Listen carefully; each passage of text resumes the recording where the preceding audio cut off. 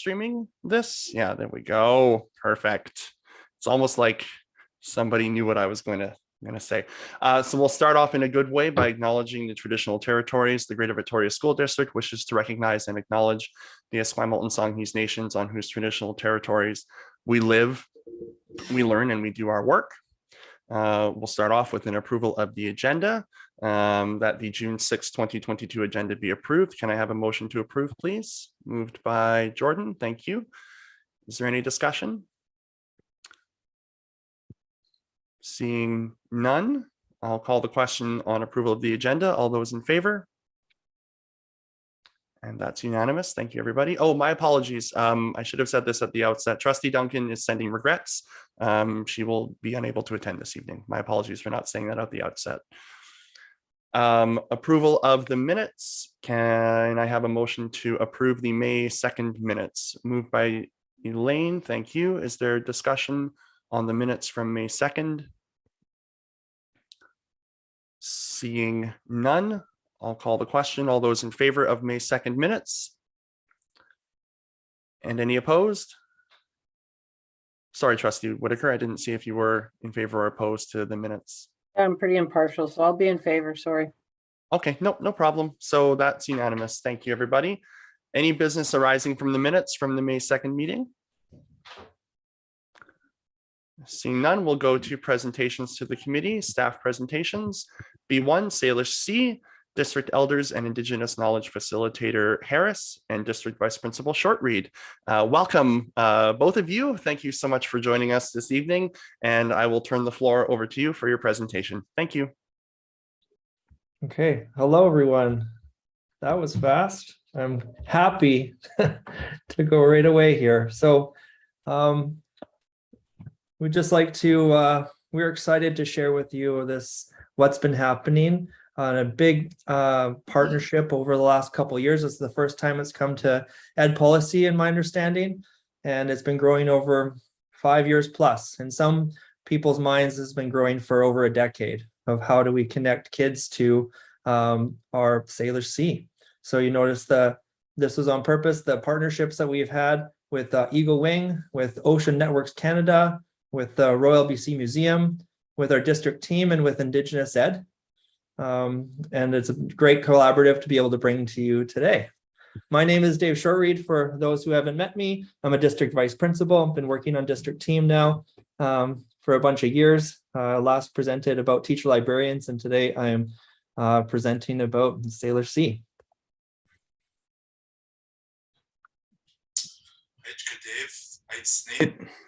Asiam Nasiaya, Entha John Harris, Entha Manaut John E. Dorothea Harris, Tanitsanut Snanemach, Yowen Nasti Sitala Te Laquanan, Mustimach Hakushus Tantamach Atanaquel, Heitzapka Kwasiala Batanaquel, Ayatolst Sisiwatolst, Sitala Te Laquangan, Mustimach Nihakushus Tantamach Atanaquel. My name is John Harris. Grateful to be here today.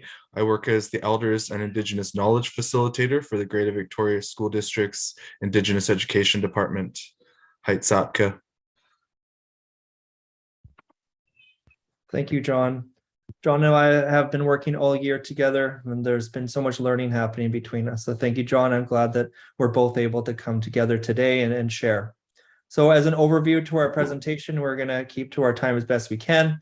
We are looking to make a connection to the student experience of to thread through what other district team presentations have done so far, as well as highlight the connection that we're making with kids to the Salish Sea, our connection to the importance and opportunity here of land-based learning, and then design. And what we're talking about here is, effectively weaving together the environment that we have in our own backyard into the classroom. And then how do we have students talk about that and share that with each other?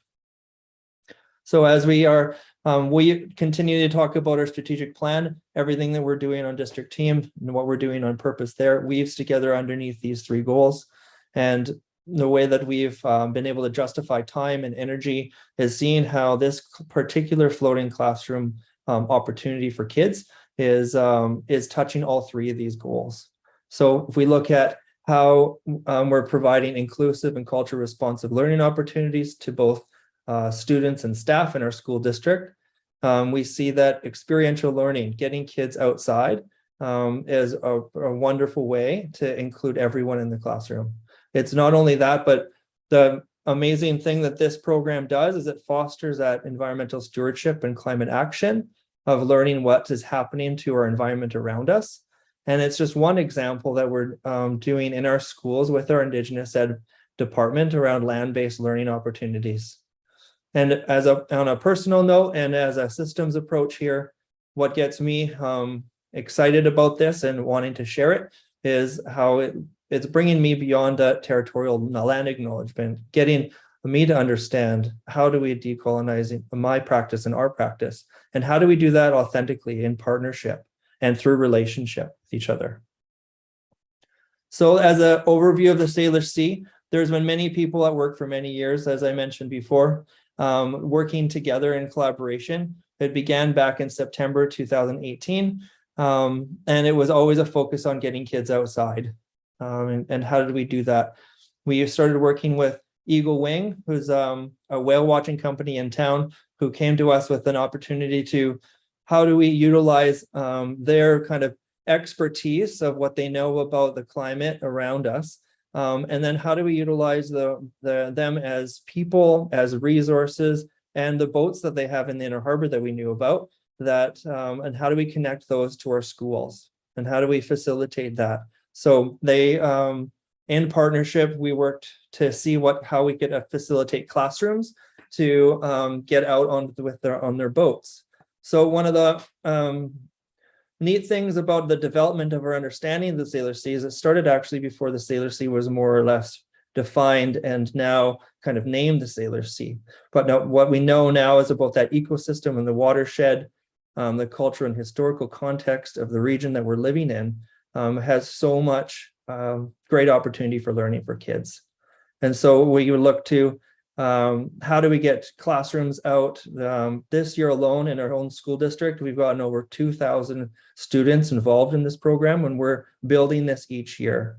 And it's been a careful growing of capacity around how does this look and feel with our schools? And that's been part of the work as well. Because the thought behind all of this is that we have our students and our teachers experience something, and then we have them connect with, and I think we can all identify with looking out at the ocean and feeling that sense of connection to our place. But not only that, but learning about our place and where we live and the animals that are here, and then that growing into protect. And this is a mantra from Eagle Wing, and we fall under that as well in terms of this program with their intent to bring understanding of what's here. So as the importance of both learning about our climate and learning about our own backyard and utilizing the boats and the expertise of this company with our school district, we thought it from the beginning worked with our Indigenous Ed department in partnership with our district team to increase our understanding for all the learners, so staff and students, as we brought up people into an experience like this. And so that we are gaining understanding and learning about the Coast Salish people around the Salish Sea. And John Harris and I have struck a beautiful working partnership this year. And so that's why we're so proud to be able to bring you this together.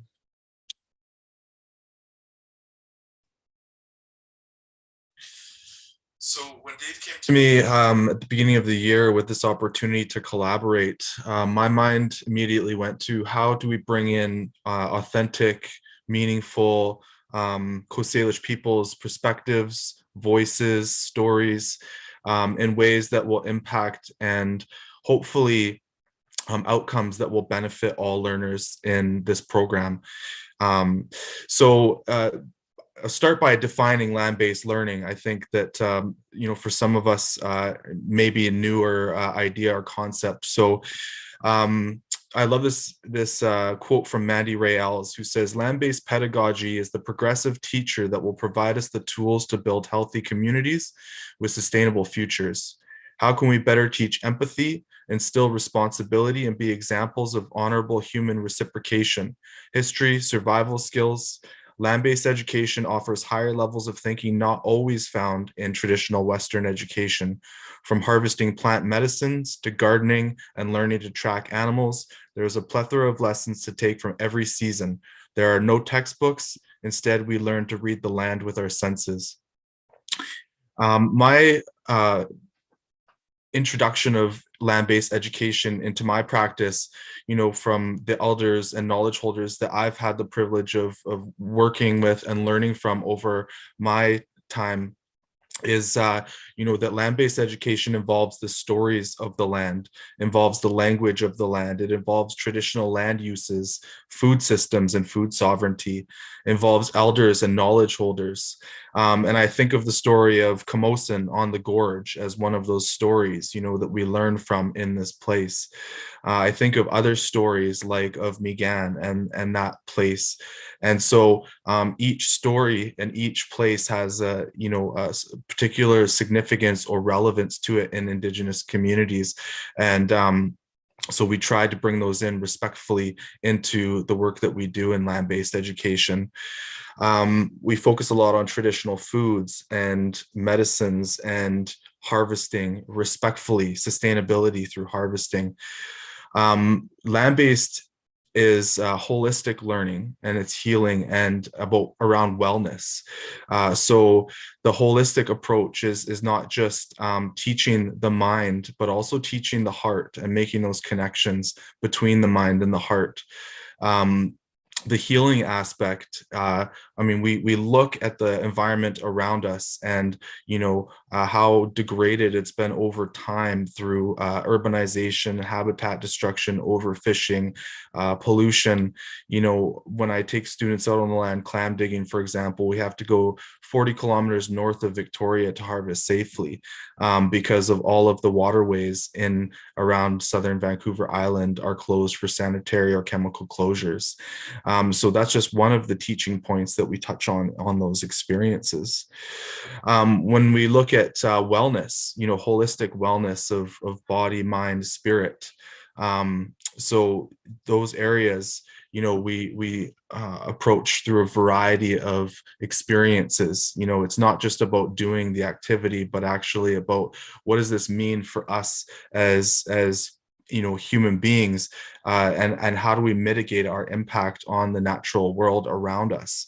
And story that I'll share is of recently, when the cruise ships had stopped during COVID, around the Fort Rod Hill lighthouse, Fiskard Lighthouse, that the herring had returned after that long absence of cruise ships not coming into port. And so the land and water were starting to heal.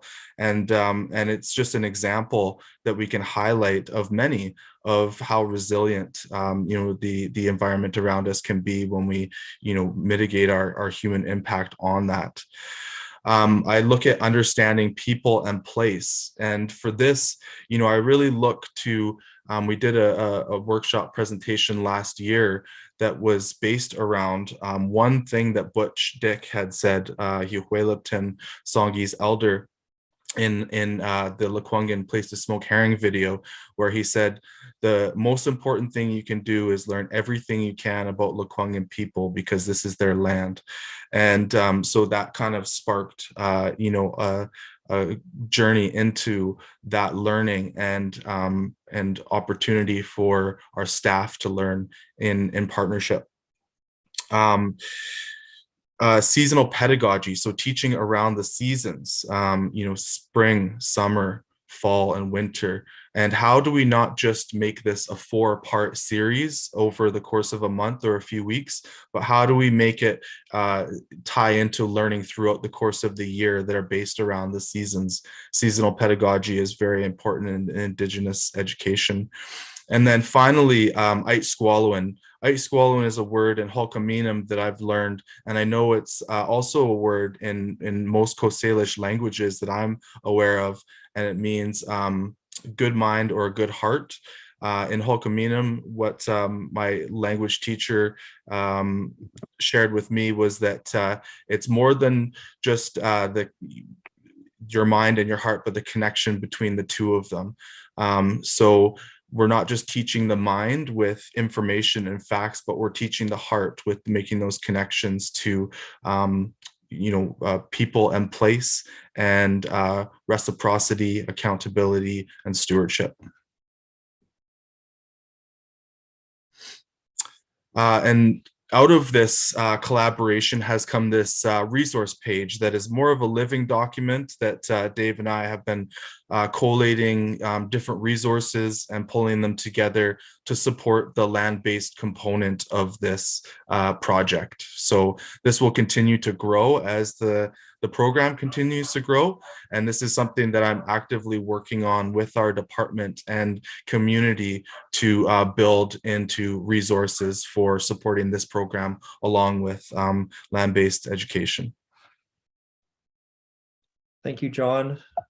So yes, as John has spoken of, the partnership has been really important to foster between the two of us as we bring teachers on to this, and we bring students into this opportunity.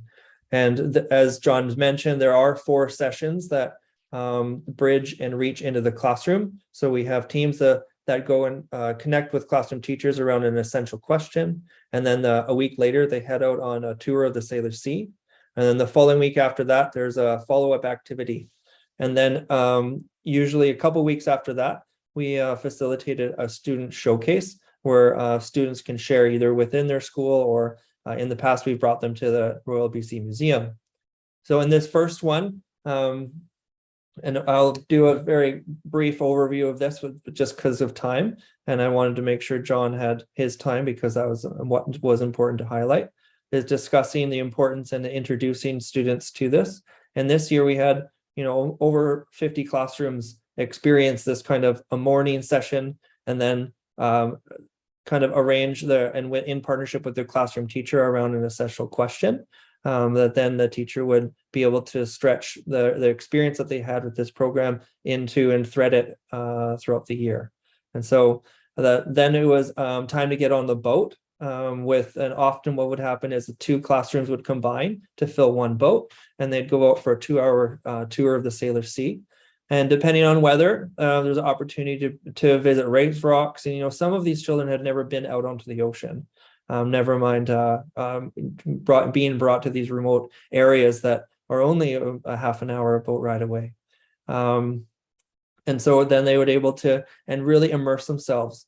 They would be able to see the animals that they'd be able to, they turn off the motor and engine to listen to the birds, listen to the different animals, and just be really immersed in it, and a real educational opportunity. And if you haven't had the chance to smell what the islands are like out there, then it sounds like you need to, we would make sure to get you a spot to bring you out with a classroom with us, because that's something you may not forget. And then the touch, as well as the taste of being out here, and then the richness that this brings. Then the follow-up session, here's a picture from one of the sessions this year.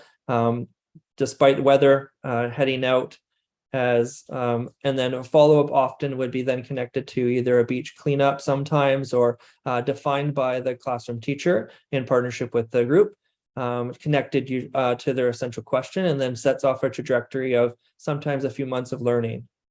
And there'd be often, food webs or kind of diagrams, a variety of different directions that the teacher could take to then bring to a celebration of learning that would then have an artifact show and share. This year we did it virtually. So we were live broadcasting virtually to often 20 or 30 classrooms at a time, showing the collections of student learning that would be displayed around the museum.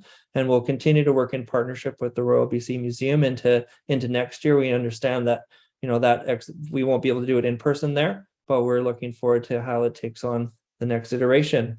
So thank you for the opportunity to share this journey that over a couple years, and as we continue to grow it in our school district, we're just going to continue sharing it and invite any trustees or those interested.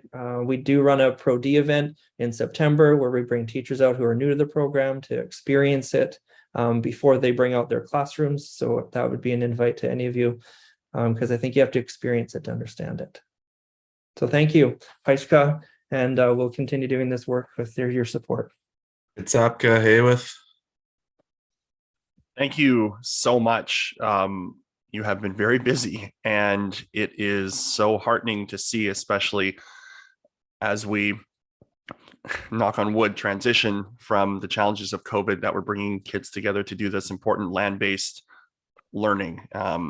It really fills me with quite a bit of joy to see the work happening in our district. It's fantastic. Thank you, both of you. Trustees, do you have any comments or questions that you'd like to share? Trustee Whitaker, go ahead. Thank you. Thank you both, John and Dave, for an excellent presentation. I'm sorry I did sort of blast in and out there. I don't know what's up with my technology tonight, but always great to see you both. And I just wanted to comment just, how important it is. I loved how you pulled in the mental wellness and just how important that is to have those connections.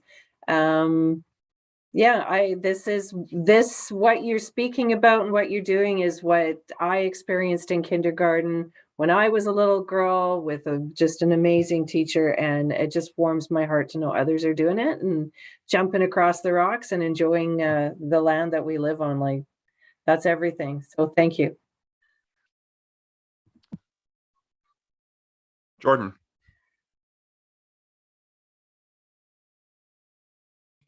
Sorry, my mute being tricky. Thank you so much for the presentation. I just really wanted to make the connection to the most recent BC School Trustees Association meeting that we had, where getting there, was a real, John, can you help me? Squallowin. Swallowing was a real central focus. It was a really, really beautiful meeting that was held in ceremony, and we got to learn from a lot of elders and everything that you both were talking about today, and really embodying that connection between mind and body, and also between the people and the lands and the history and those stories.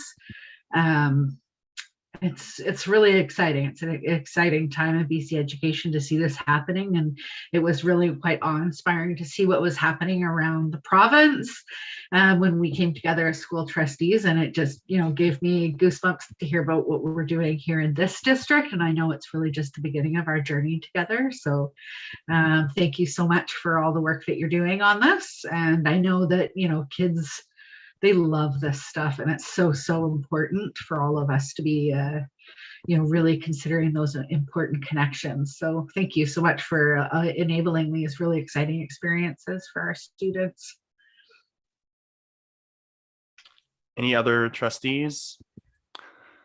I saw the comment in the chat from Trustee Ferris, inspiring presentation. Absolutely. Feels lots of goosebumps is right, Jordan. So thank you again, both John and Dave, for coming and presenting today. I know you've left an impression, and we look forward to future updates on the good work that you are doing here. So thank you very much. Thank you. Thanks for having us. So we'll go now to B2, mental health update and education policy student learning. 2021-2022 review, District Councillor Chambers, District Principals Halverson and Renyard. Over to you for your presentation. Thank you. Thanks. I'm not sure who has the slide deck, Pam. Could take a second. I don't have the deck. Oh, maybe Kelly. Let me get it. Just give me a couple of seconds and I will find it for you. Thank you. Can I share? I think I have it, Kelly. Here we go. Okay, I'll just advance for you, Pam, when we get there. I wanted to thank Dave and John as well. I think the Salish Sea collaboration tonight really is such an amazing example of what we are trying to embody in the work. When we look at student learning experience, networks and partnerships, systems and structures, and professional learning, all of that was evidenced in what was shared tonight.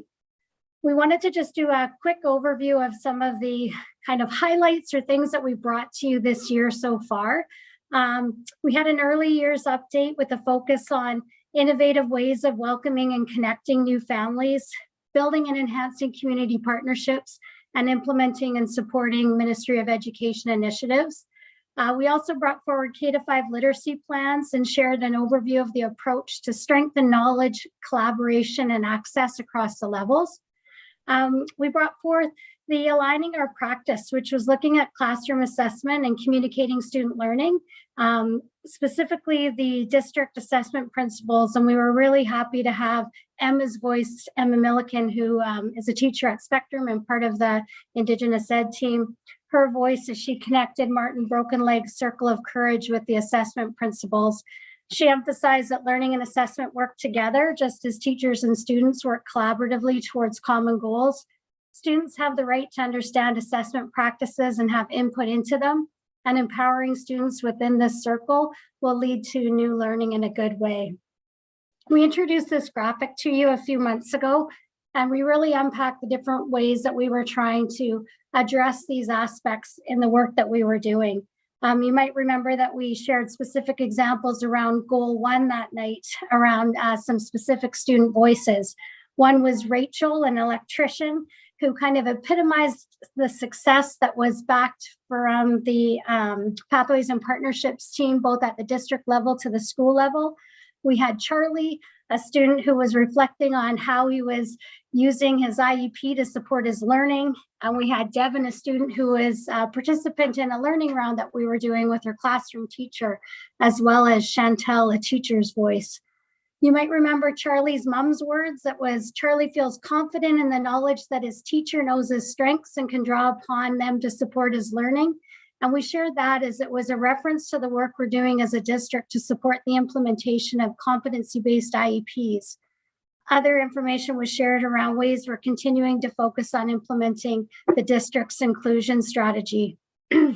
I know you won't forget the amazing Esquimalt student, Isabella, who presented maybe last month or the month before, her inquiry question that she was using as part of her capstone project. And Pam and Jen were working with her and helping understand her perspective, and that led to some changes around an administrative regulation.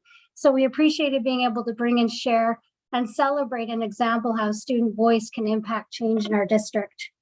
It seems like a lot when I listed, and my intent isn't to make it be this skimming or this list, but rather I hope that you see the highlights in the diversity and the depth of the important work that's required to support a continuous improvement model for leadership and learning in School District 61. In order to move the strategic plan and FESL forward, there has to be a systems lens on where initiatives intersect and where they remain distinct. Aligning the district team's work to the strategic plan and FESL continues to be our first priority. Supporting the implementation of ministry initiatives is another key area of the work. We've attempted to make district initiatives more transparent and more collaborative. We appreciate the continued connections across the district team that are leading to more inclusive and culturally responsive work.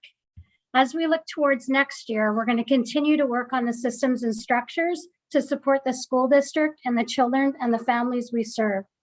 We are working on a data literacy strategy to better understand the information available to us through a variety of sources. We're continuing to ask questions: which voices are missing and how can we capture more voices?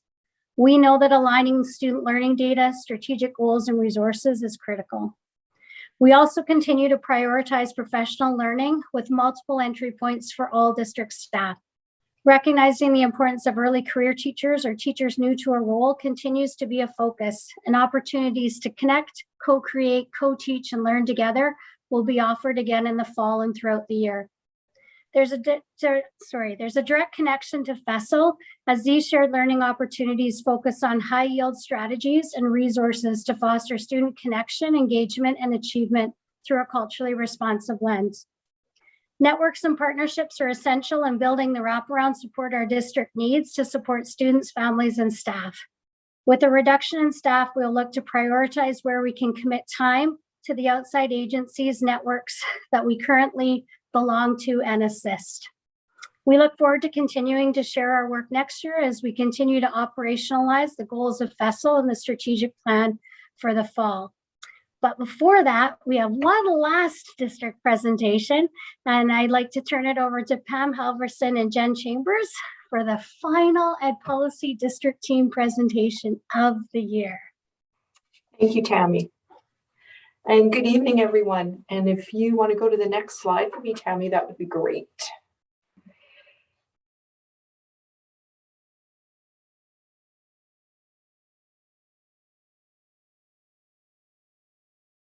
Perfect. So before I jump in on this slide, I just want to say Jen Chambers and I have the privilege really of being here tonight to share with you an update around the work going on across our district to support mental health wellness initiatives. And we really are here speaking on behalf of our district mental health team, which involves staff from both our learning support team and our Indigenous Education Department, as well as really the work of all of our district team.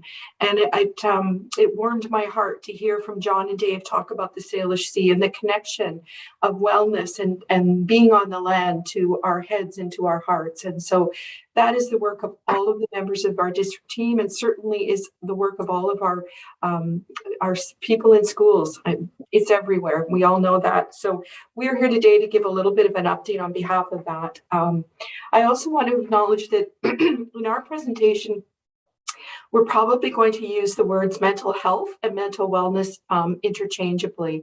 And just so you know, there is much conversation going on out there in the world of research, in the world of mental health initiatives, really looking at the two terms. And there is, I would say, mental wellness embodies a little bit more of a holistic approach, which I think is probably where most of this work is heading. But today, Jen and I will use those two terms interchangeably, just so you know. And we really want to talk about mental health through I'll give you an update through three lenses. But before we do that, we really wanted to start with what guides the work. And so we're going to talk about three big questions that really guide everything that we do. And these questions are backed up by data. As Tammy said, we are working on a data literacy strategy. And certainly I know everyone is really looking at what is the data we are collecting, whether it be stories, whether it be numbers. So certainly when we look at our data, we look at things, the app referrals that we get for district consultation and support. We look at our Children, Youth and Care app and what's the information they're telling us. We know that our snapshots provide us some information every time they are open. We can see that, oh, it's been accessed, and that's information that helps us. Meeting with community partners. Jen and I will both speak to that, but huge sources of information is being shared between school districts and community partners. Again, as this is all of our work, how are we learning and growing forward together? Hearing and incorporating the voice of children and students. Tammy alluded to our work with Isabella. We are actually just starting some additional work with some other students at one of our other secondary schools, and we'll talk a little bit more about that later on. We also know that we have data that's coming to us in terms of CERTs, or in terms of violence risk assessments, violence threat risk assessments. All of those pieces are things that help us to understand where are we going, what are the trends, what are we seeing, where are the gaps, and where are the successes. We also hope, and I loved how Tammy talked about the systems approach. We know that all of our work, a key part of it is really to design and implement processes and systems that are going to keep this work going, no matter who the people are who are doing the work, but really to have some really robust processes and systems and resources in place. And all of those are the building blocks that all of the work that we do in mental health are really built on. So the first question you see on the slide is really looking at equity of opportunity for students. We want to ensure that there is consistency across schools. Again, what are the processes we can put in place to really start to look at that? How do we gather that information? We want children to have similar experiences no matter what school they are in. We want to make sure that we are being culturally responsive. How are we learning from, how are we responding to all of the cultures that are represented in our school district, and realizing that there are many ways for us to reach the same goal, and how do we do that in a way that fits with the student and their families. We need to be addressing the range of students. What are we doing for all students? What are we doing for some, and what are we doing for few? And we also really want to make sure that this is connected to the curriculum. Certainly mental health, mental wellness is a part of our curriculum, and wherever we can, how are we making that connection? So again, it's a through line through everything that we do.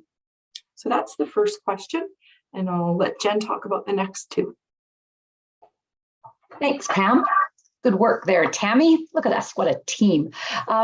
So the second question that we're really using to frame and create that lens for our work is wondering always, does this work align with a trauma-informed lens that supports belonging and safety? The idea of having a trauma-informed district, trauma-informed schools, trauma-informed classrooms has been a part of our work for 5, 6, 7 years. But that work has really changed with COVID. We used to ask the question, is there trauma? We would look at ACEs scores, wondering if that's a lens we needed to use when we're engaging with youth. Because of COVID, we now have that as our baseline. We know that every student in our school has had some level of trauma, some piece that is of sort of eroding that idea of safety, and not just our students. Our staff, our families, we've all had this universal experience of having trauma as a part of our world.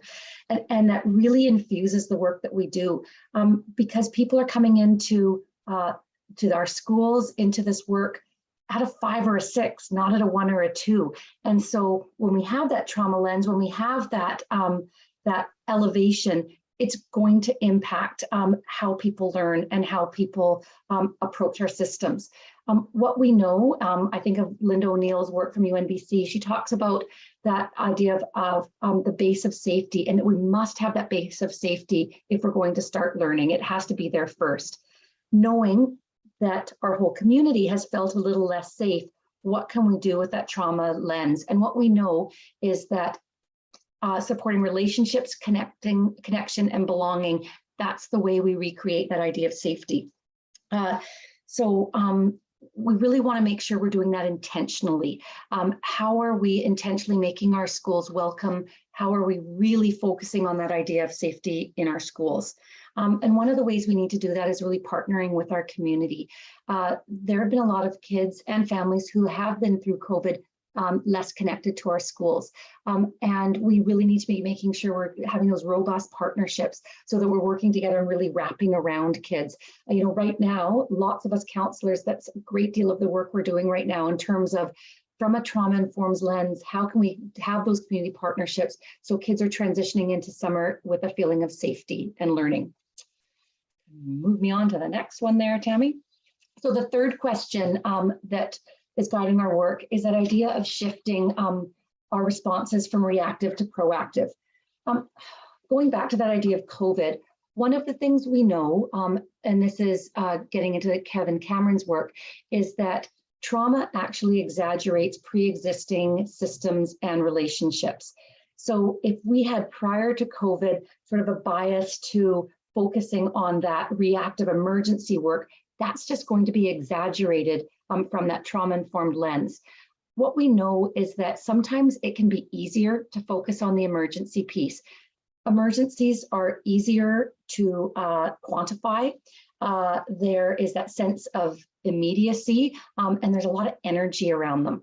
But what we want to do is be looking at, can we in any of these situations shift to that more proactive approach, knowing that building capacity upstream when kids are younger actually means we don't have as many of those emergencies.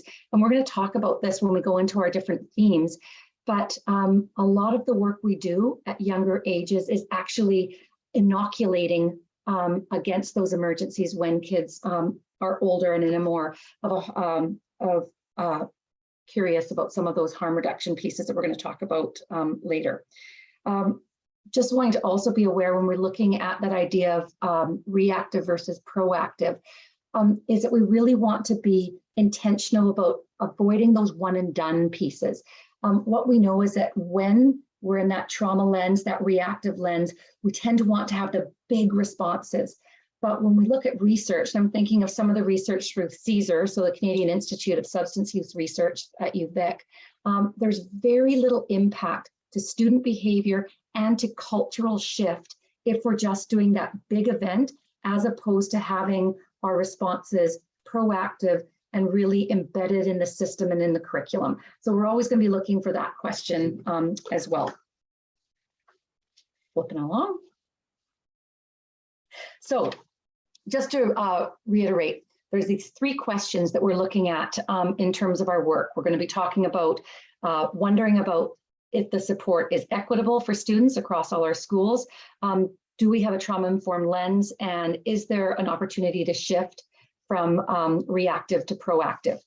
With those 3 questions, we're going to kind of dive a little deeper into 3 themes that we've had over this year: harm reduction, social emotional learning, and capacity building.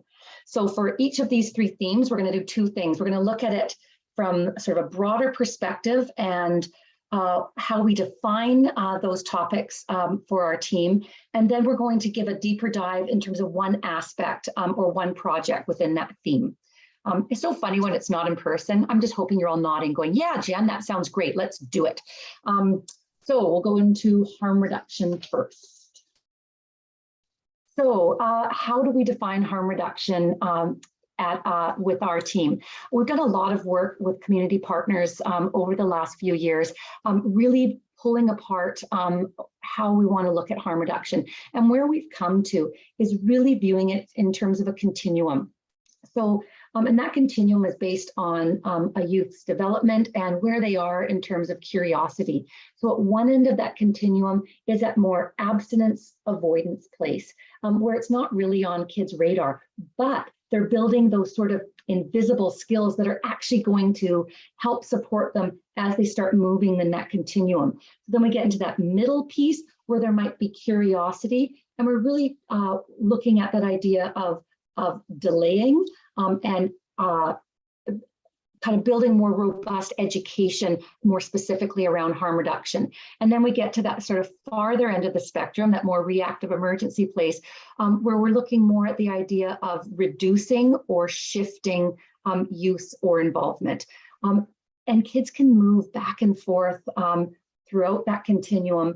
And it's not something that's just linear. It can be really circular and is really impacted by school culture, by peer culture, by family, and we really know that it becomes a multifaceted continuum.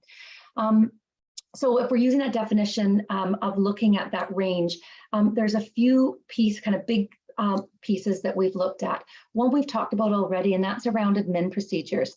So we had the lovely opportunity of having Isabella come forward and say, you know, I'm looking at where we are as a district in terms of our substance use interventions, and it doesn't seem to really fit, and it doesn't really seem to fit under harm reduction. I mean, just amazing that she can have that kind of poise. We took those conversations and looked at our research, looked at our definition of harm reduction, pulled together a group of administrators in our district, and really looked at developing an admin procedure that was really, really based in that harm reduction lens, as well as thinking about equity, thinking about harm reduction, as well as building capacity. The second thing that we looked at was, and we're right in the middle of it right now, is language around sexual health literacy from a harm reduction perspective. We don't actually have any documentation, any language around that in our district. So we reached out to sort of our main community partner, which is Island Sexual Health, to start this conversation around how we can have language to support the equity of experience in our district. We also partnered with PAC president from one of our middle schools and started looking at that language. And now we're partnering with some youth that are really passionate about looking at sexual health literacy and getting their feedback as well. Because if we want there to be an equity of experience, we need to have shared language.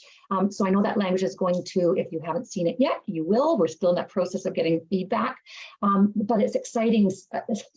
One wouldn't normally think admin procedures are exciting, but it feels exciting when we're able to make those connections with our community and school partners. The second piece we're looking at in terms of harm reduction, and I mentioned this earlier, is really looking at how the work we do all the way along, elementary, middle, and secondary, really infuses this work. So we're not just talking about harm reduction from, say, naloxone training in secondary schools.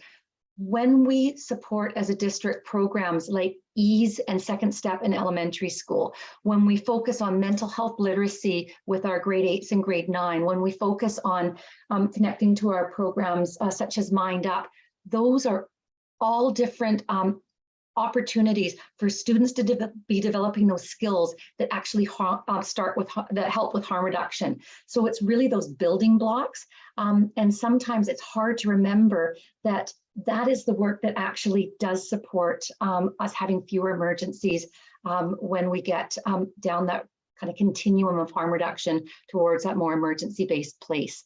And then also looking at our community partnerships in terms of that all, some, and few.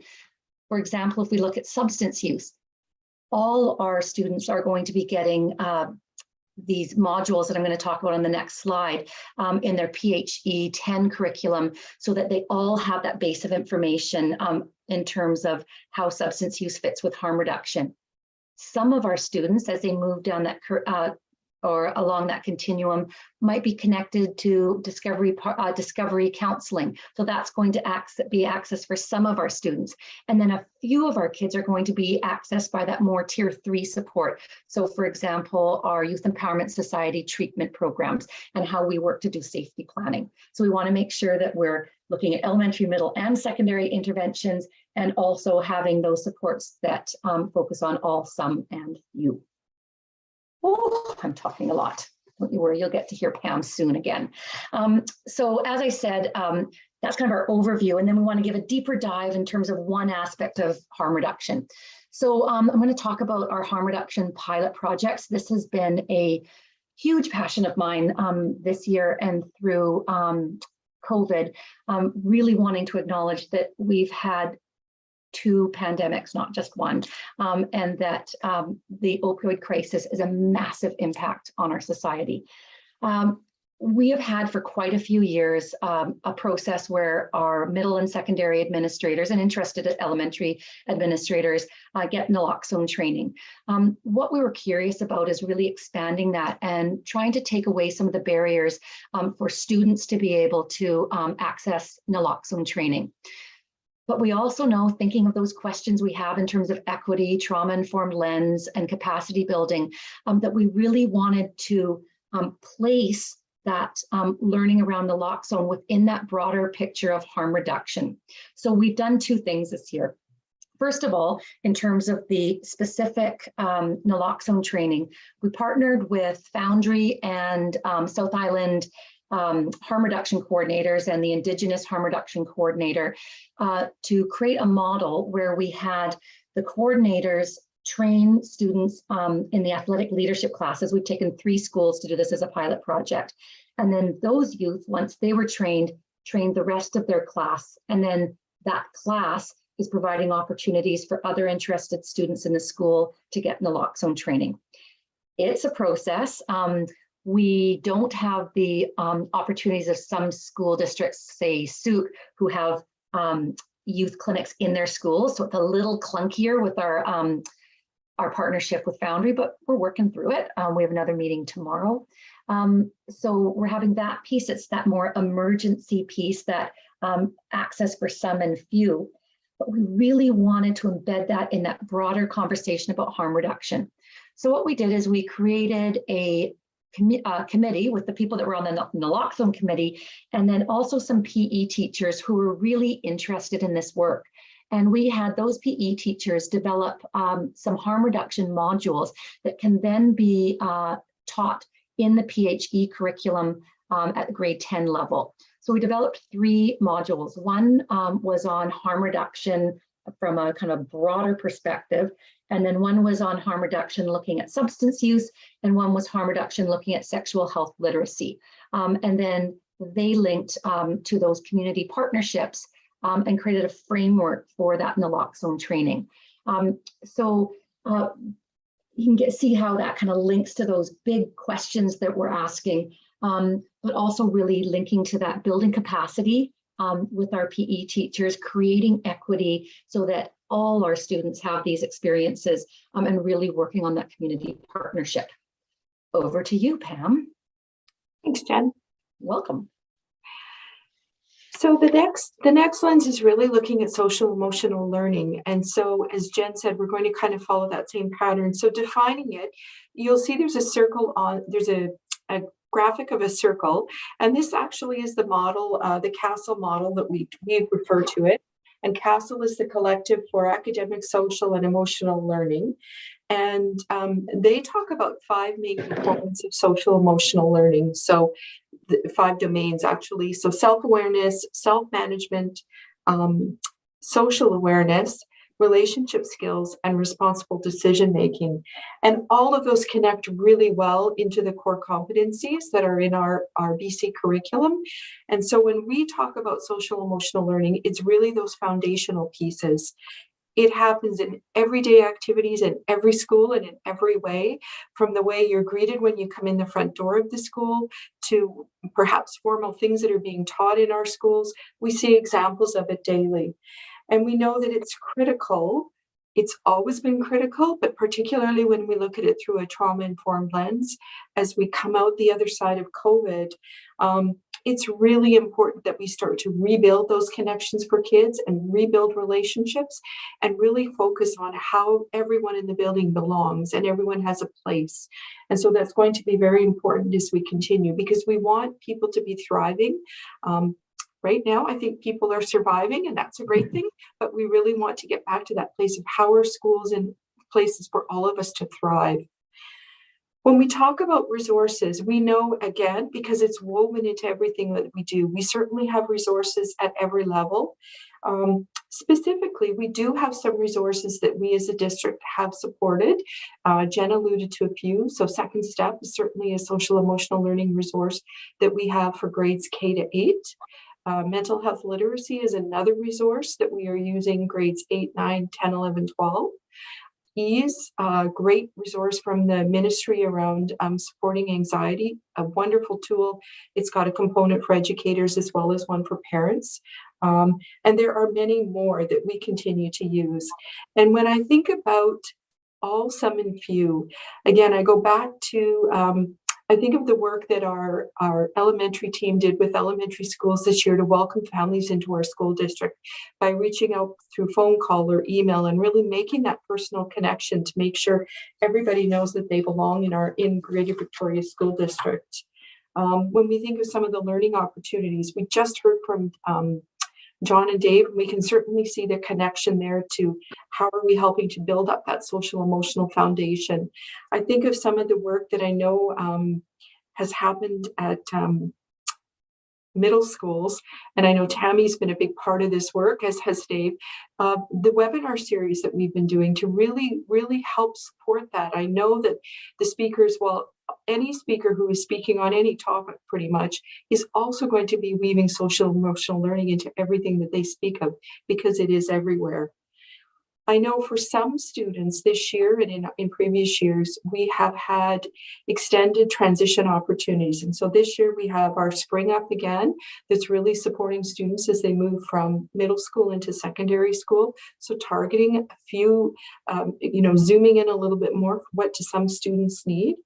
We've also had different sort of smaller group interactions and opportunities happening across the district, whether that be work that we're doing in partnership. I think of some work we're doing with our Indigenous Ed department, where we have some enhanced supports in some of our schools, really looking at land-based sort of learning opportunities and counseling.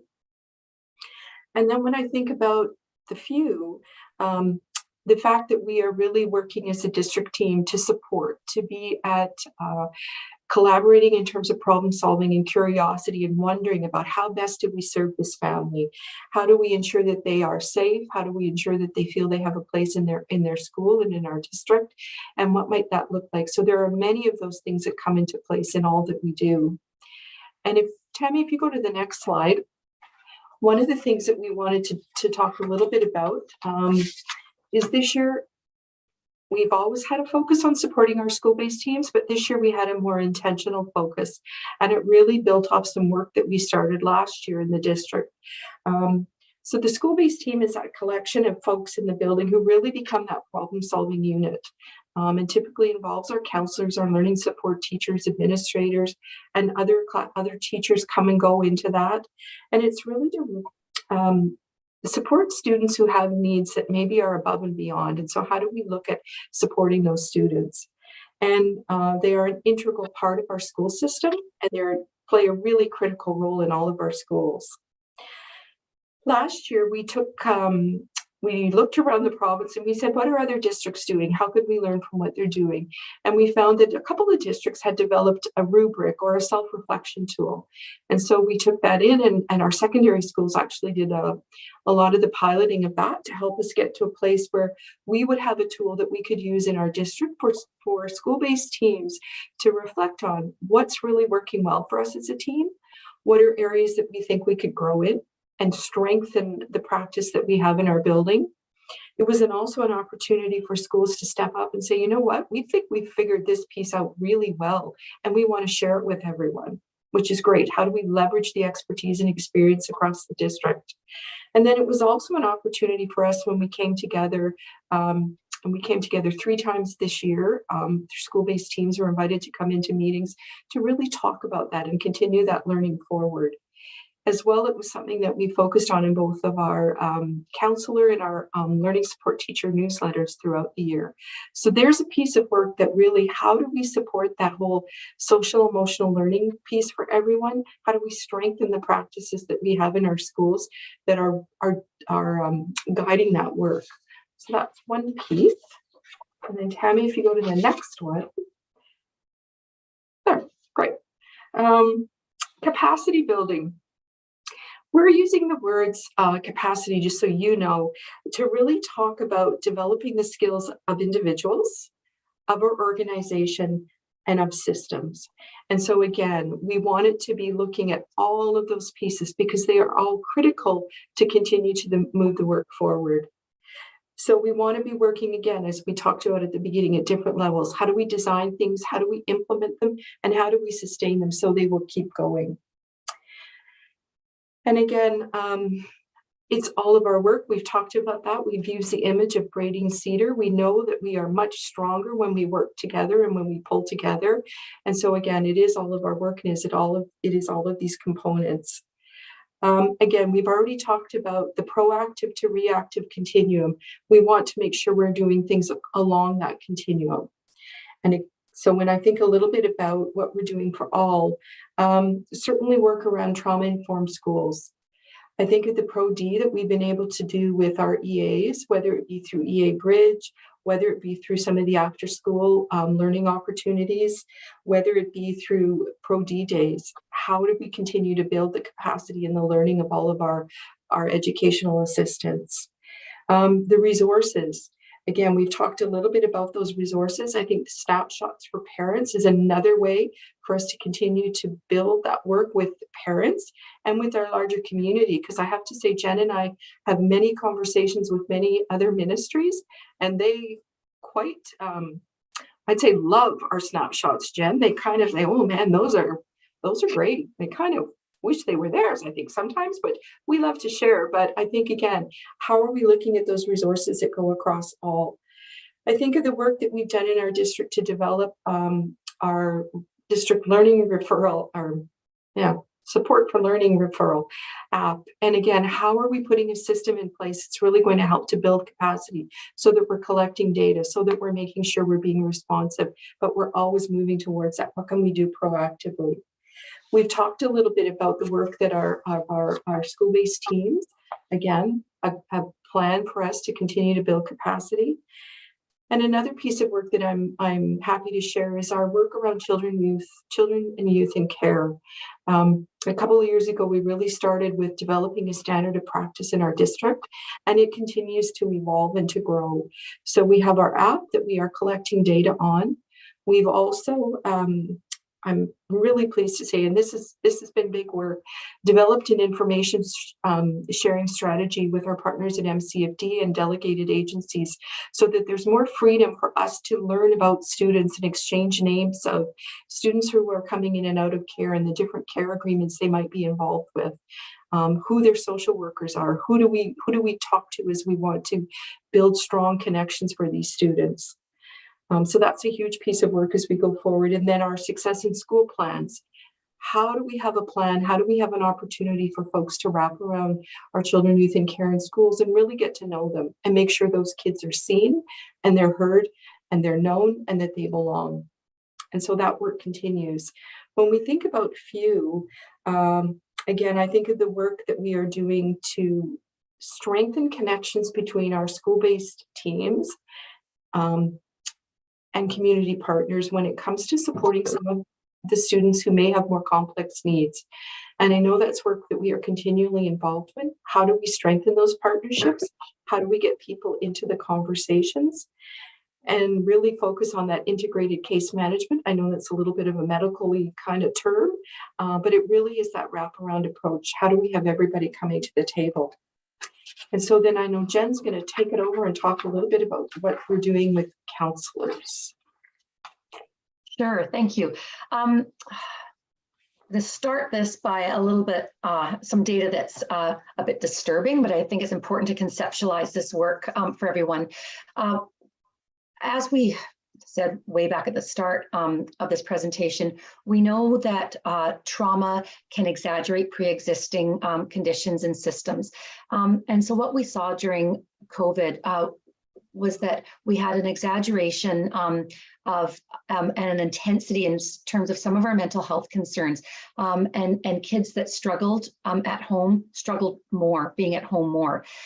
So what the data was showing us is that high risk team and VGH had an unprecedented number of our youth showing up for support for really serious suicide ideation.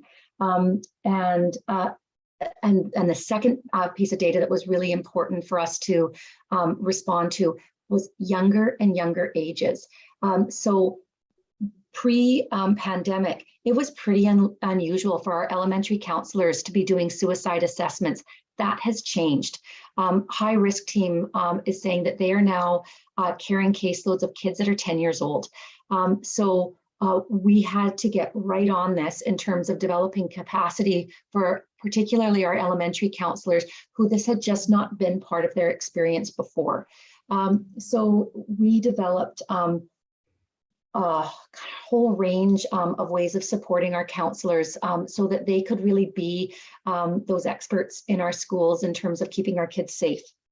So one of the things we've done is we've worked with our community partners at VGH and with the high risk team to develop a suicide ideation binder. And this binder is for counselors and provides a process and guidelines for working through suicide assessment protocols, provides best practice in terms of suicide assessment tools to use, and provides a range of other resources like safety plans.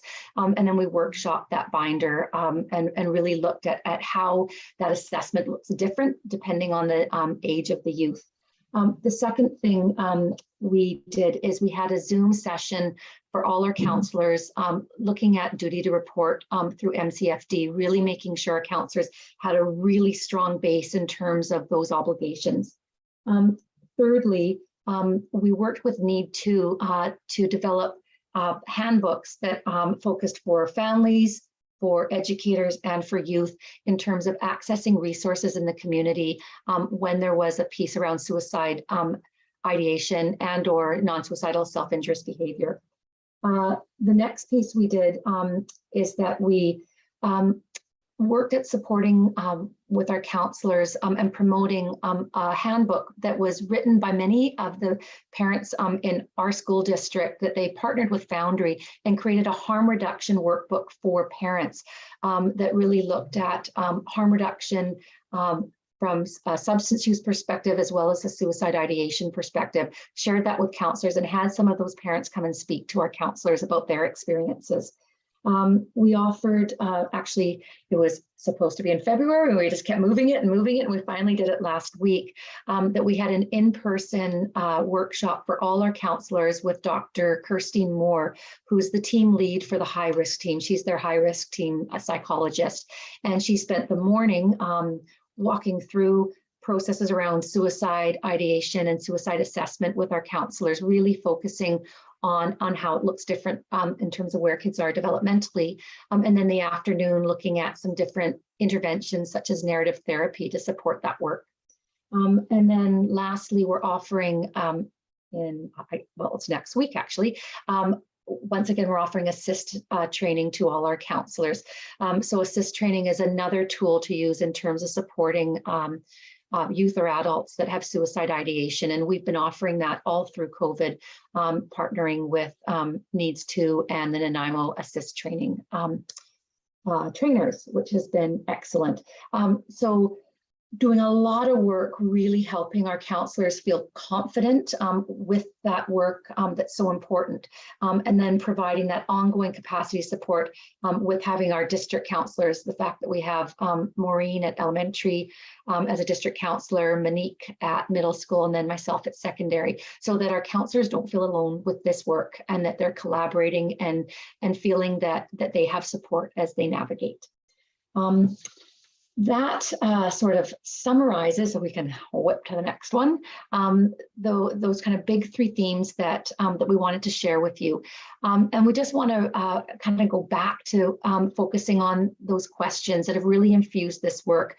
And we hope you kind of kept seeing how we pulled in that piece in terms of the trauma-informed approach, the equity of experience for all students, enhancing our community partnerships, and really looking for opportunities to shift to a more proactive approach instead of a reactive approach.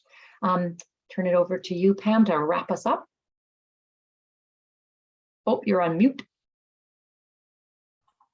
Apologies. No problem. So as you can see, the work is vast. Jen and I could spend hours talking about this. So we are very passionate about this, but we know that this is work, again, that we are very pleased to be able to do, to walk alongside our school teams, to walk alongside community partners, and really continue to engage more and more with community partners and with families and with students. This work is vast, and it needs all of us to be working to support our students. And we know that safety and belonging and feeling connected is truly critical if we really want kids to be at their best and really ready to learn. So thank you. Thank you so much, Pam, Jennifer, and Tammy, for an incredibly deep dive and informative presentation. I took so much from that, and I've actually, my mind is blown, not surprisingly, based on the work that I know the team does and how much you brought to us. I have a couple questions, but I'm going to cede the floor to my colleagues to see if there are any questions from them first before I toss some questions your way. So I'll go to Trustee Whitaker first. Thank you. And as well, thank you both very much for this presentation. I know you've been working double time for the last couple of years. I just wanted to, and you know what I would really thank you about is when I look at my notes, I kept having a question and then you answered it. So then that question wasn't there anymore. So I have a lot of scribbles, but I love the work that you've been doing with the Foundry and helping get the kids connected as well to that, awesome resource in our community that they can access after they're out of the system. But I wonder within the naloxone training, are we providing them with kits afterwards, or, maybe some of them with kits and perhaps, leaving them in appropriate locations on some of our school properties? Was my first question. Sure. This has been a lot of conversation, as you can imagine. Especially when we know that the naloxone kits only last for 2 years. So that piece of how do we kind of keep that resource sustainable? So we've done a few things. Where we're sort of heading with, so we have the training kits that we use when they're getting the training. The Foundry is not able to come to the school when we do the training and just provide the kits. BCCDC won't let them. So what we're doing instead is we have a resource list of all the different places that the kids can then go to get the kits. And the Foundry, to kind of take away a barrier, is now they just have them at their front desk. So if a student comes in, says, I've done this training, and as part of the training, they're actually doing the Towards the Heart little mini workshop that they get like this little certification. So they'll just kind of do that check-in to make sure they've had that. And we also think it's important to have a bit of actionable item for the youth to get the naloxone kits, because we don't want them just,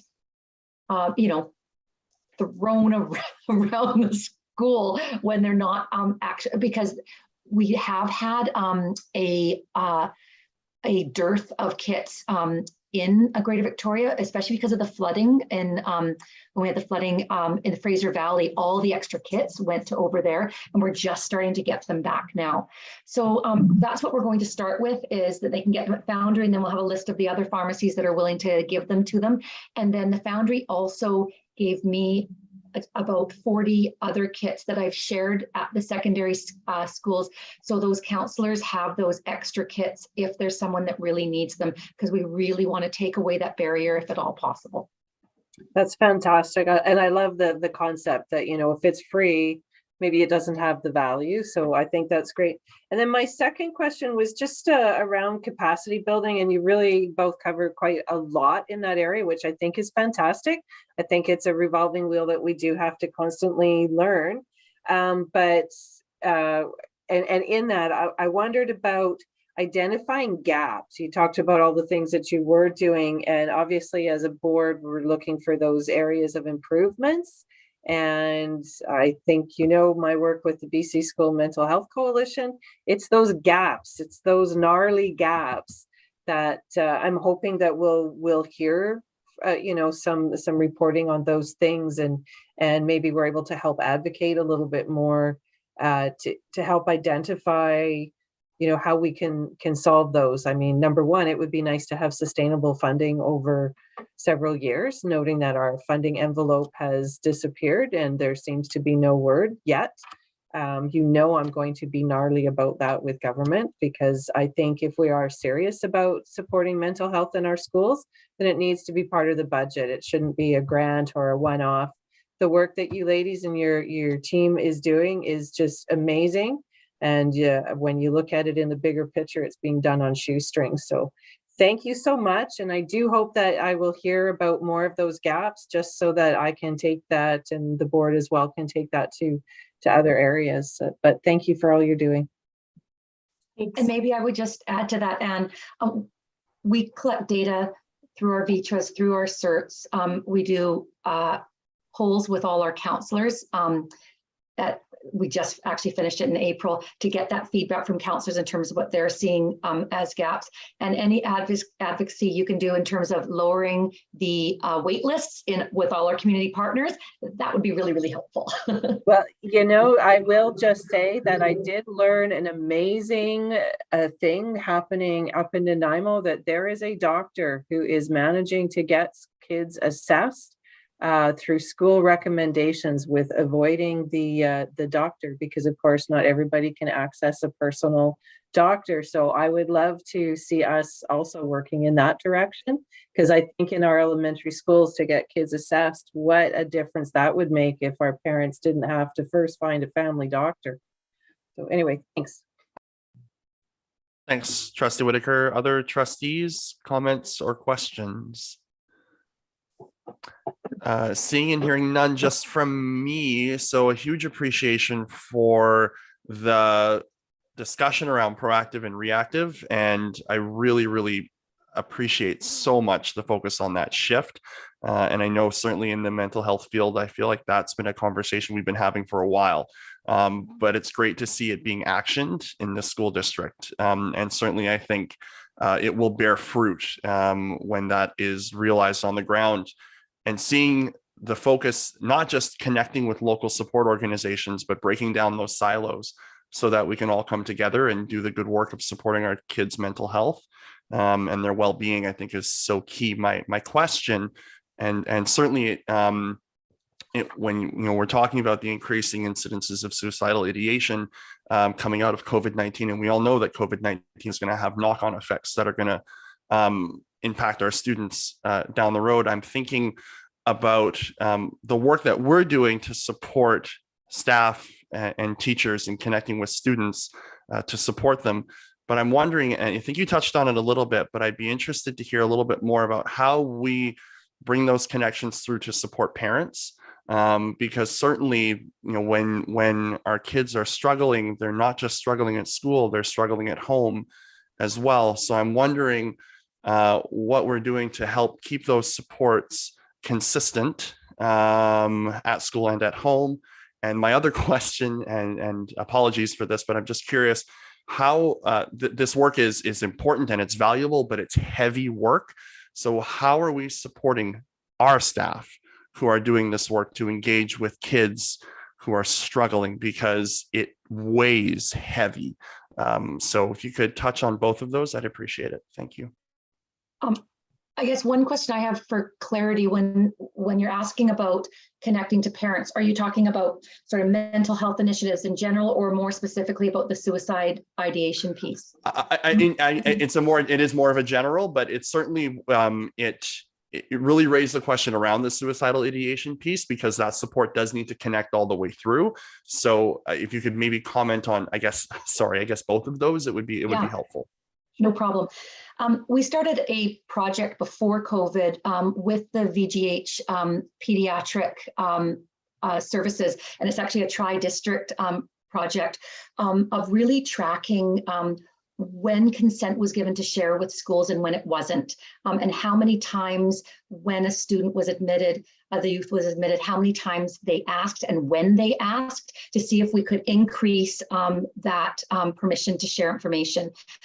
Another piece we did was focus it on that we have a point person for Sauk, Saanich, and Victoria School District, because what we were finding is one of the barriers the data was showing us is that a family with that stigma lens wasn't comfortable reaching out with the school, but was comfortable if there was a point person at the school district. So we're finding that consent has increased when when the family knows they're going to start with me, and that I'm not connected to the story of their school.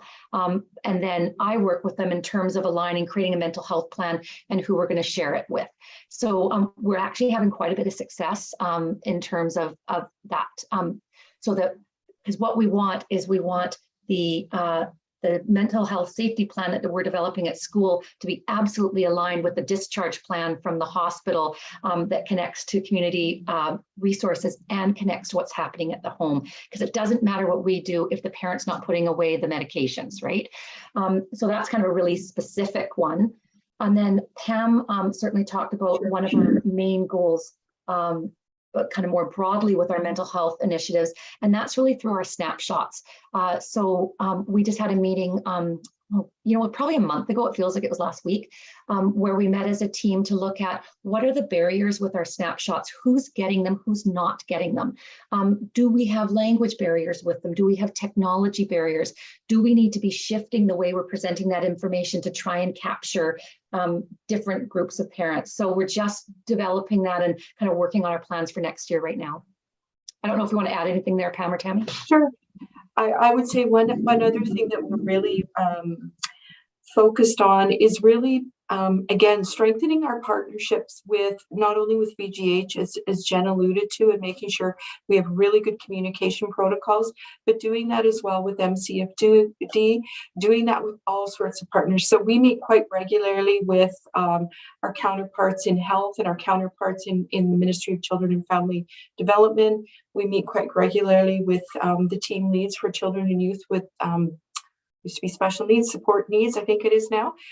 So again, how are we building those relationships? And as Jen said, sometimes it's easier for those different ministry folks to say, I can reach out and talk to this person at the district, and we can come together with how can we support this family? So they may have information and we may have information, and then together it's how do we work with the school to really support parents? Because absolutely, you're right.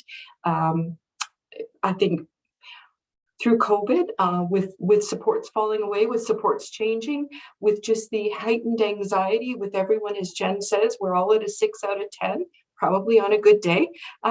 How are we supporting everyone? And we know we have to support families and really wrap around them. So I think there's lots of those different pieces happening. And as we go forward, I think the work with our school-based teams around how do we continue to invite community partners and parents to be partners in this work will continue to be critical. And then I think you had another, staff. You're absolutely right. This is heavy work. This is big work. I think we continue to reflect on the processes we have in place.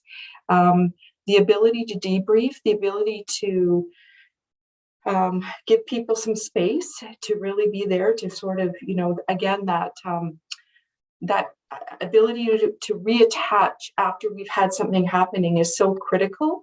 And I think we're starting to see more and more of that language, in everything that we do. I think of the work we do with our crisis intervention and sort of the training that many people have had. They're really now starting to focus on the importance of reestablishing that therapeutic attachment, and how do we do that, and how do we make sure we debriefed with people. And so I think all of those pieces are very important. And I think it's also bringing that trauma-informed lens to it right from the get-go. How are we really assessing where people are at and what they need, and how are we approaching it in a really compassionate way? And I think the ministry has actually put out some really great resources around compassionate leadership and compassionate systems. And so again, I think we continue to lean into that. And sometimes it's simple, but I think it is that ability to come together. I know our team spends a lot of time talking about kids and families and situations, and how do we support each other. Jen, I don't know if you wanted to add to that. Yeah, I'll just add one thing in terms of our counselors in particular. We're using a lot of the work by Dr.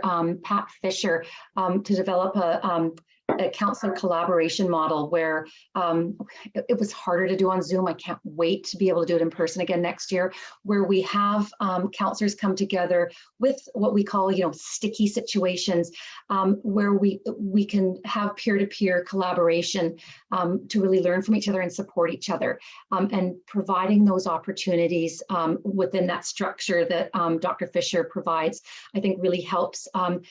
Because if we don't feel alone in this work, that really that lowers the impact of trauma for all of us. Marvelous. That's exactly my thoughts. Thank you so much. Trustee Whitaker, a follow up. Yeah, and I'm sorry if somebody else has their hand up. I'm keep phasing in and out. As I went through my notes again, there was one other question. And the YDI, I want to know, are we going to be using that more and across all of the high schools? I know that we've been doing some work in 2 of our high schools with that, but are we planning to expand that next year and, see that merge from the MDI? I'd love to see that data. We just got the report in from the YDI for the 2 schools. And so they're trying to determine if they're going to run it every year or every second year. I get the name wrong, so Pam or Jen help me. It conflicts with the McQuarrie report. Yeah. I say so they're not sure. We have indicated interest. They have expressed a commitment to keep it free. I don't know if that's going to be something that's possible. We've asked for feedback from the 2 schools that have just received their data. And yeah, we definitely are interested in looking at it as a tool. Yeah, I actually hear rumor that the YDI might, because of the McCreary conflict in their survey, may do the biannual. So that would be fantastic, but I'm glad to hear that we're going to keep using that. I just think, now that we have all the EDI, the MDI, and the YDI to track these kids and to really see the work that you're doing over years, I think that's where we're going to see the success. You're going to know, I think, just from your experience of working with the kids that you're having that success. But that data, I think, is going to be really exciting in the coming years. So great to hear. Thank you. Thank you. And for those wondering, for those watching and wanting to, an acronym check, YDI is Youth Development Instrument, EDI is Early Development Instrument, and MDI is Middle Years Development Instrument. Because I know acronyms can be challenging for folks, and there is a lot of them all over the place. So thank you for the question, Trustee Whitaker. And thank you, trustees. Are there any further questions or comments on this marvelous work and report?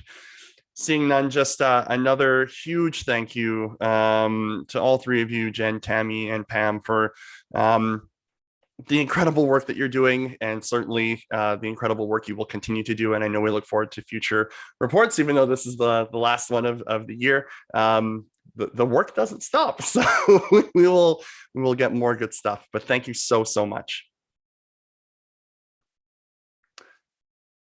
Moving on to new business, we will go to C1, Childcare Policy 1330.1. There is a motion, but before we go to the motion, I just want to see if there is discussion first or questions about the policy, and then we can move the policy on the floor and then edit it if we want to go through. But before we go through the line-by-line editing process, I'm just wondering if there are questions that trustees may have about the policy as it sits here. And if not, we can move it and start going through. Seeing none, does someone want to move it? Elaine? Thank you. So move that the Board of Education School District 61 approve Childcare Policy 1330.1. Discussion.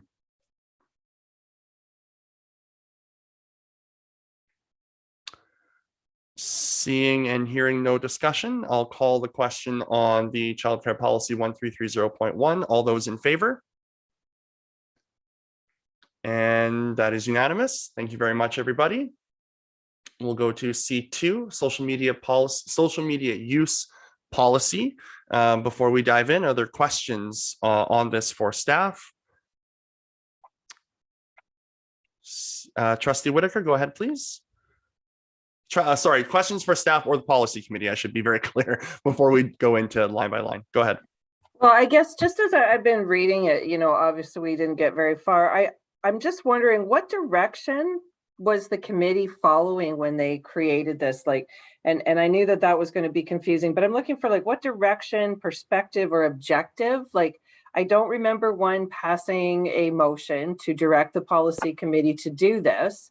And just as I read through the next bits that we're going to edit, there's some gnarlier pieces in there. Gnarly is a big word for me today for some reason. Anyway, so I guess when I read this, I struggle to understand why this is here, and did we meet the objectives? Because I don't know that the board actually ever had a discussion of what the goal was through this. I mean, I know, anyway, so I guess I'm just looking for that piece. So I see our communications manager, Lisa McPhail, throwing her hand up, eagerly wanting to jump in. So Lisa, go ahead. I'm not sure if there was a presentation on this or if there was something we wanted to lead in with. Maybe I jumped the gun a bit throwing it to trustees, but Lisa, I'll toss it over to you in the event that I have. Yeah, I can provide more context and background information. I know there was a suite of policies brought forward, including the suite of policies that were approved at May's board meeting, and a lot of them do touch on social media. So part of that suite of policies was to include a social media policy, and I can provide the purpose of it and why we have it, Anne, if that would be helpful for you. No, I guess I understand what happened there. I just don't understand how it became that this policy was decided. I mean, there's several of them there. I mean, the proper process is that the board would direct the sub policy committee to do work, but it seems that in this particular instance, the policy committee has decided to do this job and is now presenting it to the board. Do you see what I'm saying? So I guess I'm just falling down here trying to understand, one, where that happened, because that's not the proper governance process. And if that is the case, what objective are we trying to solve? Like, anyway, I guess it just seems out of line as we get into the next sections and as I'm going to edit. It just feels like this policy is trying to do a lot of different things. And I'm concerned about what those things are when the board didn't ever have that discussion. Like, I'm not sure which way to focus my, I don't know what solution we were trying to get because the board didn't have a discussion on what the problem was. So there's some governance questions there, which I don't want to gloss over, but either Lisa or Deb or Kim, free to answer some of those questions from Trustee Whitaker if we can provide some more context about the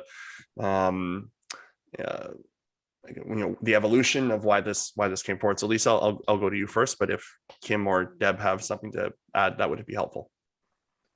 Yeah, I can speak to the purpose of the social media policy as per process and how we landed here. I'm not on the policy committee, so I don't know if Kim or Deb have some background information as to how we landed here.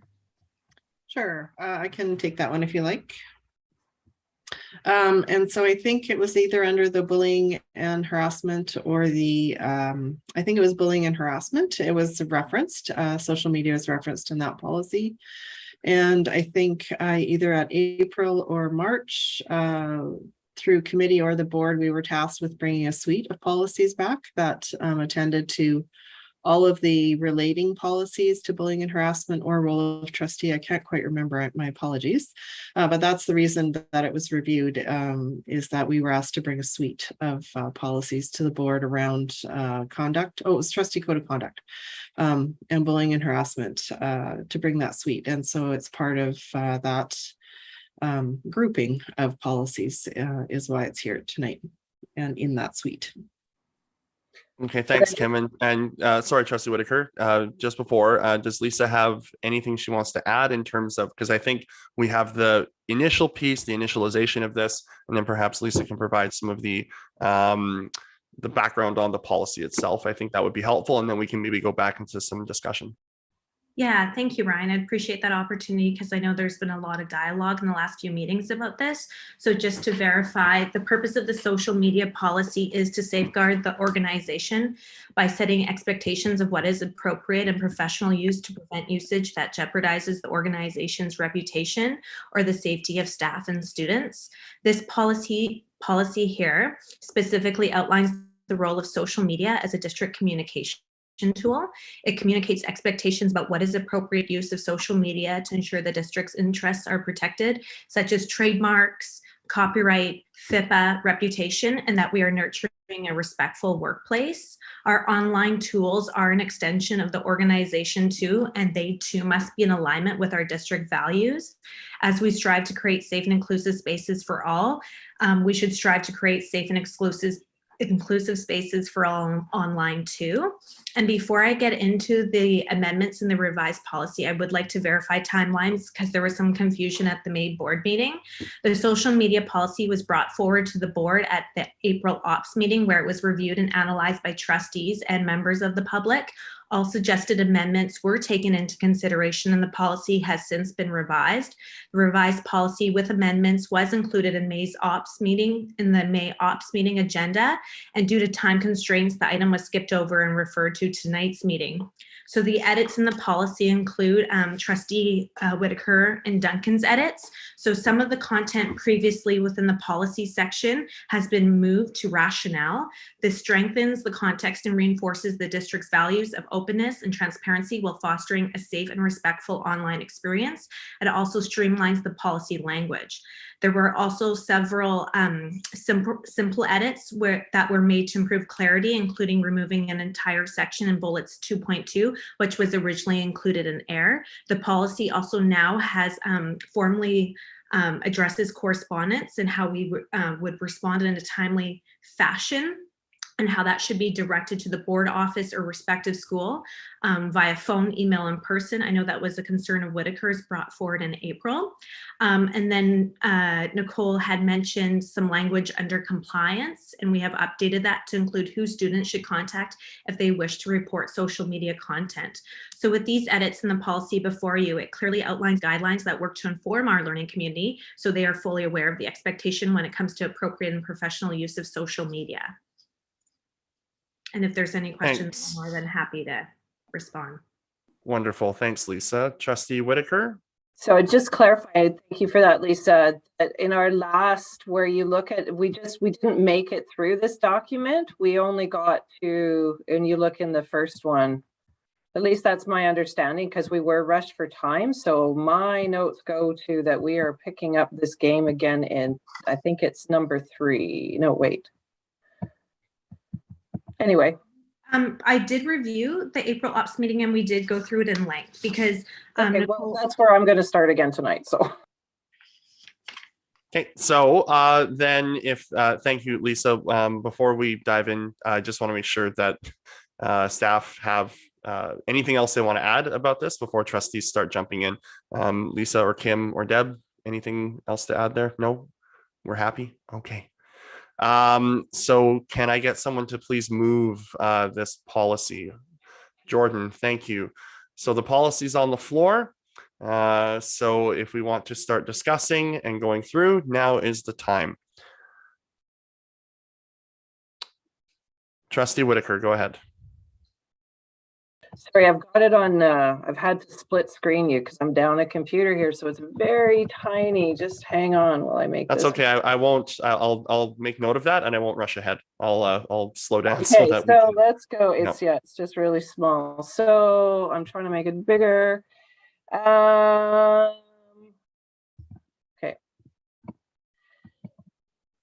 No, two definitions. Okay, so I just wanted to go to, I guess it is under 3.0.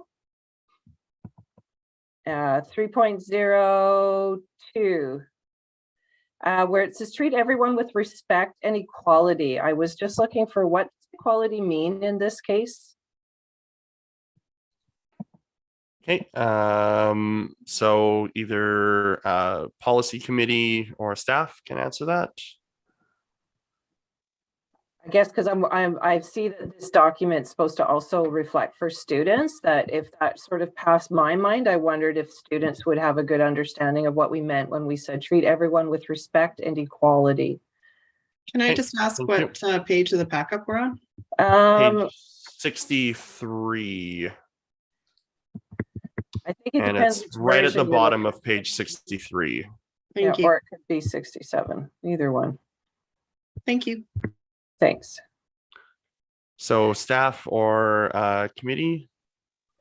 So that's just, I would put back to you, like, I wonder if our students would understand that when we write that, because I see as we go through that this is to be for trustees, employees, and students, and that was my little bump over there. Are we using their language?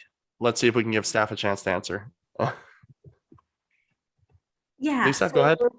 Yeah, so the purpose of treating everyone with respect and equality, I think we want to approach everything through a fairness lens.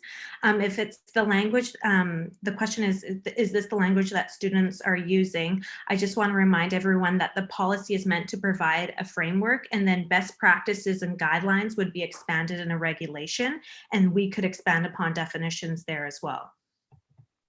Okay.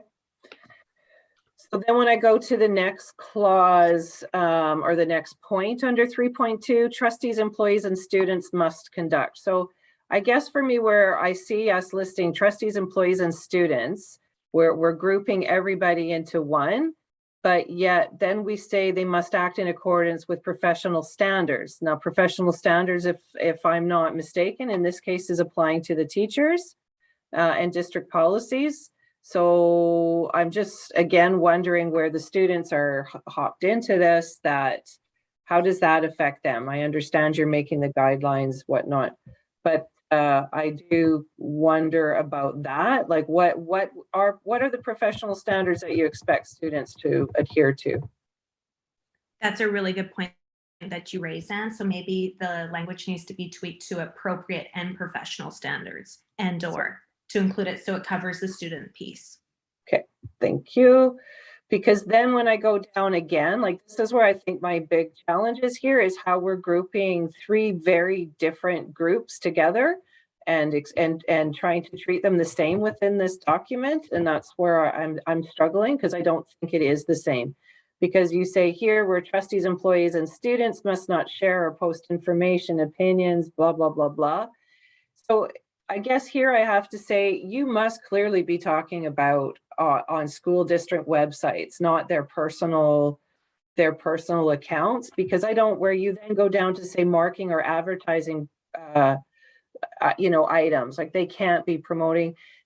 They can do whatever they want on their personal Facebook pages. If they want to promote some YouTube, whatever, because I wouldn't know. I mean, they can do that on their personal sites. They just can't be doing that on district sites. Absolutely. And maybe we add that clarification. So it'd be for professional or district sites. Okay, because that's what, when you read this as well as trustees, employees, and students, you're putting a lot on trustees in here where they could, this doesn't apply to their personal, of course they still need to be respectful and all the rest of that and wear that hat. But I worry about, what if a trustee is in their personal world, they're running a small business on the side? Absolutely, they can promote that all they want, right? Do you see what I'm saying? Where I this is where I got hung up in this section. Anyway, so I'll leave those for thought and consideration, because I think there's a difference there. And then what did I go to here? Oh, and then there's something part 2.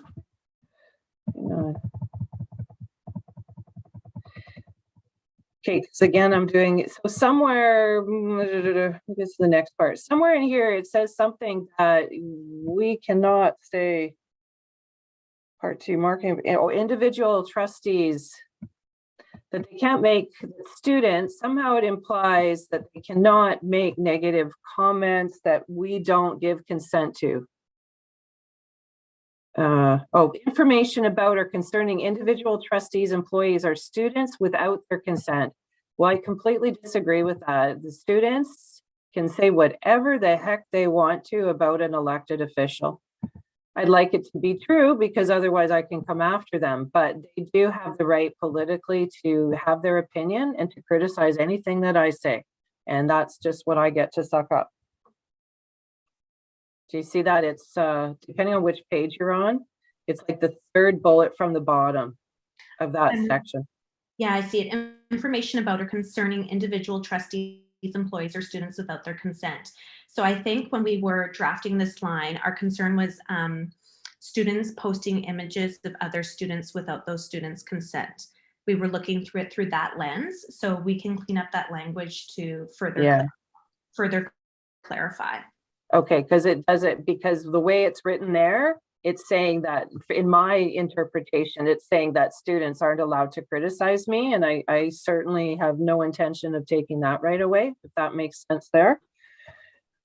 And then, it's just a stupid question.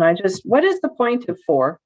The whole section 4, it's in a few of ours, but I'm just wondering why that's there. But it's just housekeeping, I guess. Do you mean 4.0 responsibilities? Yeah, it just seems to be a new just making sure. Yeah, just seems to be a new thing that's popping in here, right? In the drafts. I believe it's been part of the new board policy template since before October 2019. Seems to be part of the template. Yeah, it's just in my whole overview of the templates of these policies and my whole experience. I think it's a new thing over the last few years, right? But it's all good.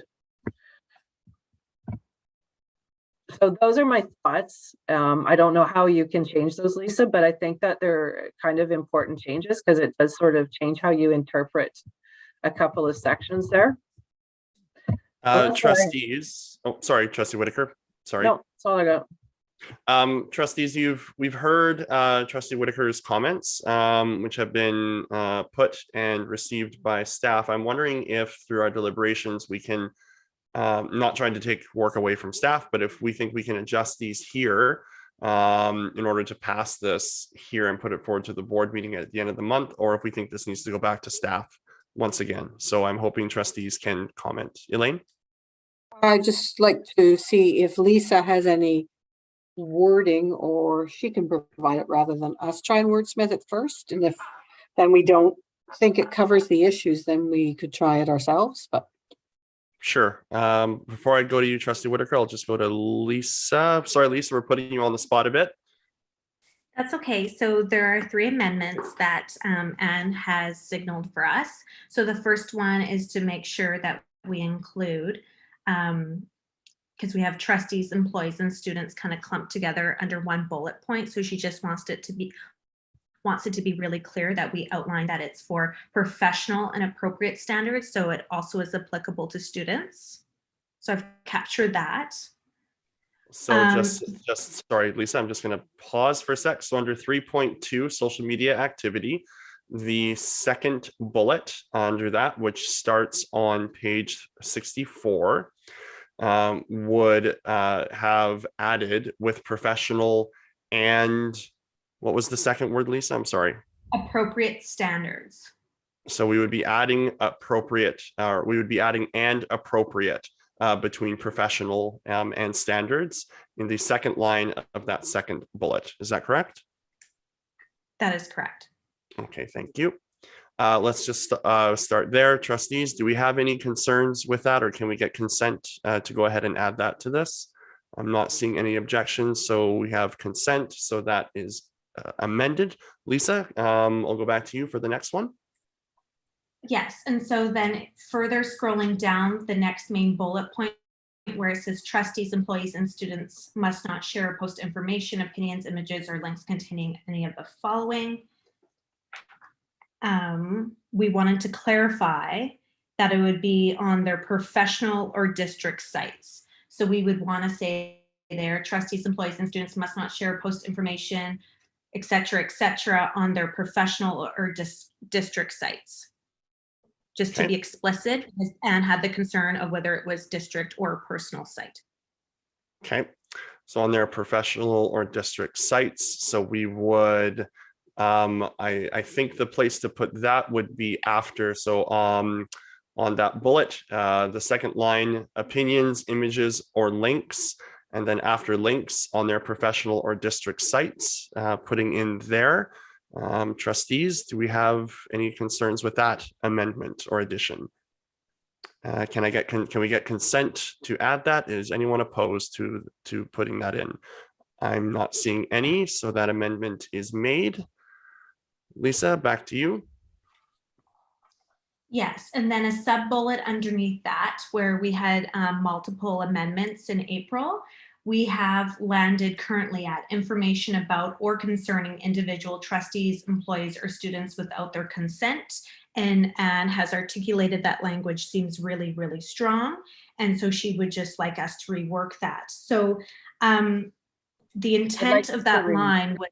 Yeah, I think you should remove trustees. Okay, let's just let staff finish. So Lisa, sorry, we'll let you finish. Go ahead. I mean, that would work if we removed trustees. It does clean the language because we do want to make sure that students are retaining the consent of other students if they are posting information about other students. And that was the intention of that sub bullet. Okay, so thank you for that, Lisa, and Trustee Whitaker for the suggestion. Trustees, do you have concerns about removing individual trustees from that sub bullet? Under the trustees, employees, and students must not share or post information. And then we're adding professional or district sites and removing individual trustees from that sub bullet. Kim. I don't think we'd remove the word individual. I don't think it applies to just trustee. Yeah. Yeah, I was just going to say that as well.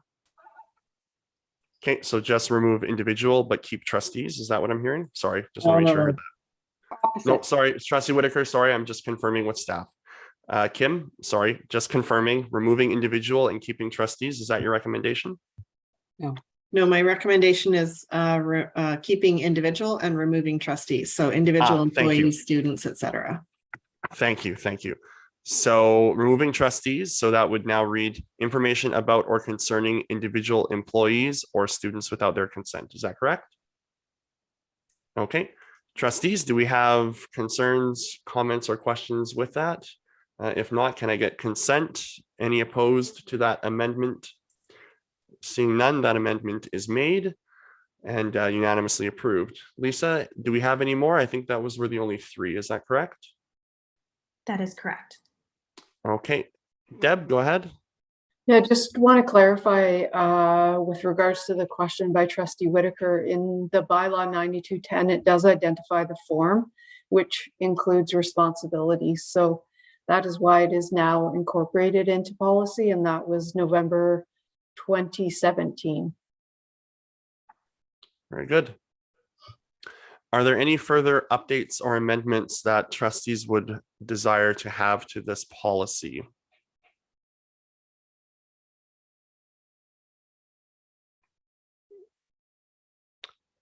Seeing and hearing none. I don't want to jump ahead. I see Trustee Whitaker reading. I don't want to jump ahead if she has. Oh, I'm any squinting hard here, squinting hard. I think I'm good. I've got another run till the board meeting. I for some reason I thought there was something, just a tiny thing in the last bits, but I'm sorry, I don't see it right now. That's okay. We'll be able to review once again at the board meeting. But thank you for your work to help refine this. So trustees, the social media use policy is on the floor. It has been amended by consent. So we have an amended policy before us. All those in favor of the amended policy, please signify. Those opposed? Abstentions? Oh, just go. Sorry, I'm reading.